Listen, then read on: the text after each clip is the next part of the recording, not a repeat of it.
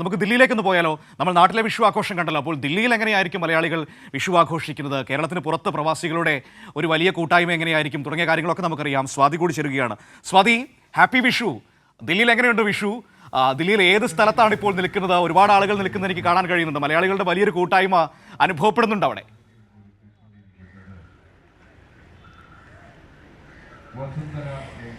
Happy Vishu Manu. ഇവിടെ ഞാൻ നിൽക്കുന്നത് മയൂർ വിഹാർ ഫേസ് 1-ലാണ്. ഇവിടെ ഗുരുവായൂരപ്പൻ ക്ഷേത്രത്തിലേക്ക് എല്ലാവരും എത്തിക്കൊണ്ടിരിക്കുകയാണ്. ഇവിടെ നല്ല വലിയൊരു ക്യൂ തന്നെ ഉണ്ട് രാവിലെ. മലയാളികളെല്ലാം തന്നെ നമ്മൾ കേരളത്തിൽ സാധാരണ നല്ല രീതിയിൽ ഈ വിഷു ആഘോഷിക്കുന്നതൊക്കെ കാണാറുണ്ട്. പക്ഷേ ഈ ദില്ലിയിലേക്ക് വരുമ്പോൾ ഇത്രയധികം മലയാളികൾ ഇവിടെ ഉണ്ട് എന്ന് അതിശയിപ്പിക്കുന്ന തരത്തിലേക്കുള്ള ഒരു സന്തോഷ കാഴ്ച കൂടിയാണ് ഇവിടെ നിന്ന് കാണാൻ വേണ്ടി കഴിയുന്നത്. ഈ ക്യൂവിലടക്കം ആളുകൾ നിൽക്കുന്നുണ്ട്. അതിനുശേഷം അകത്തേക്ക് കയറി ഇവിടെ വിഷുക്കണി ഒരുക്കിയിട്ടുണ്ട്. അതിനുശേഷം പാൽപ്പായസം ഉൾപ്പെടെയുള്ള കാര്യങ്ങളൊക്കെയാണ് ഇവിടെ ഒരുക്കിയിട്ടുള്ളതെന്നാണ് മനസ്സിലാകുന്നത്.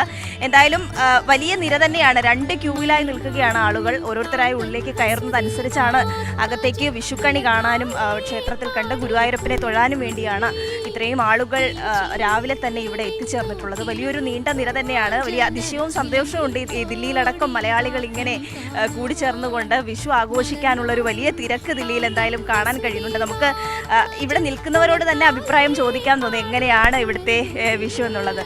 ചേട്ടാ, എങ്ങനെയുണ്ട് ഇവിടെ ദില്ലിയിൽ സാധാരണ ഈ വിഷു ഒക്കെ ആഘോഷിക്കുന്നത്?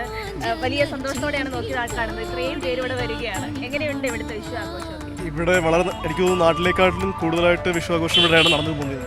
കാര്യം വിഷു ആഘോഷത്തിൻ്റെ ഭാഗമായിട്ട് കണിയൊരുക്കലും അതുമായിട്ട് ബന്ധപ്പെട്ട എല്ലാ ചടങ്ങുകളും അതിൻ്റെതായിട്ട് രീതിയിൽ നല്ല രീതിയിൽ നടത്തുന്നു.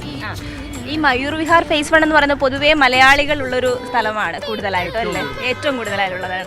അപ്പോൾ എല്ലാവരും രാവിലെ മുതൽ ഇവിടെ വന്ന് നിൽക്കുവാണോ? രാവിലെ മുതൽ. കാര്യം കണി കാണണം എന്ന ഒറ്റ ഉദ്ദേശത്തോടെ തന്നെയാണ് എല്ലാവരും ഈ ക്യൂവിൽ വന്ന് നിൽക്കുന്നത്. കാര്യം വീട്ടിൽ കണി കണ്ടു, പക്ഷേ ഇവിടെ വന്ന് ഭഗവാനെ കാണാൻ കഴിയുക എന്നുള്ളത് ഏറ്റവും വലിയ സൗഭാഗ്യമാണ്. അതുകൊണ്ട് തന്നെ എല്ലാവരും രാവിലെ തന്നെ ഉണ്ട്. മനു, അങ്ങനെ തന്നെയാണ്. എല്ലാവരും വലിയ സന്തോഷത്തോടെ ഇവിടെ വിഷു ആഘോഷിക്കുകയാണ്. വലിയ ക്യൂ ഉണ്ട് ഇവിടെ. അതാണ്ട് ഹാപ്പി വിഷു ഒക്കെ പറയുന്നുണ്ട്. ചേച്ചിമാരൊക്കെ രാവിലെ ഒരുങ്ങി നല്ല സുന്ദരി കുട്ടികളായിട്ട് വന്ന് നിൽക്കുകയാണ്. അപ്പോൾ അവരോടുകൂടി ചോദിക്കാം, എങ്ങനെയാണ് ഇവിടുത്തെ വിഷു ആഘോഷങ്ങളൊക്കെ? എങ്ങനെയാണ് വിഷു ആഘോഷം? ഞങ്ങൾ നാട്ടിലെ പോലെ തന്നെ അതിൽ ഗംഭീരമായിട്ടാണ് ഞങ്ങളിവിടെ ആഘോഷിക്കുന്നത്. ഇത് ഞങ്ങളുടെ ഉത്തരേന്ത്യയിലെ ഏറ്റവും പ്രസിദ്ധമായ ശ്രീകൃഷ്ണ ടെമ്പിൾ. ഞങ്ങൾ എല്ലാ മാസവും വരുന്നവരാണ്. ഇന്ന് പ്രത്യേകിച്ച് ഞങ്ങൾ 5:30 ആയപ്പോഴെത്തി.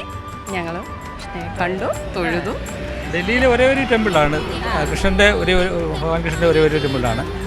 നമ്മൾ എല്ലാ വർഷവും ഇവിടെ വരാറുള്ളതാണ് വിഷുവിൻ്റെ.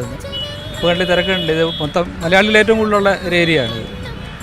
എവിടെയാണ് താമസം? ഇവിടെ അടുത്ത് തന്നെയാണോ? ഞങ്ങൾ താമസിക്കുന്ന ഈസ്റ്റ് ഗുഡ്വായൂർ നഗർ, AMCൻ്റെ ഓപ്പോസിറ്റ്. ഇവിടെ ഉള്ളില് വേറെ പ്രഭാത ഭക്ഷണം അടക്കം ഒരുക്കിയിട്ടുണ്ട്. പ്രഭാത ഭക്ഷണം ഒരുക്കിയിട്ടുണ്ട്. പിന്നെ പായസമൊക്കെ ഉണ്ട്, പാൽപ്പായസം ഒക്കെ ഉണ്ട്.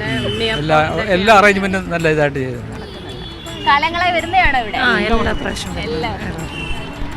മനു, എല്ലാവരും എല്ലാ വർഷവും ഇവിടെ വന്നുകൊണ്ട് കണി കാണും. അവരുടെ വീട്ടിൽ വിഷു കണി ഒരുക്കിയതിന് ശേഷമാണ് ഇവർ ഇങ്ങോട്ടേക്ക് എത്തുന്നത്.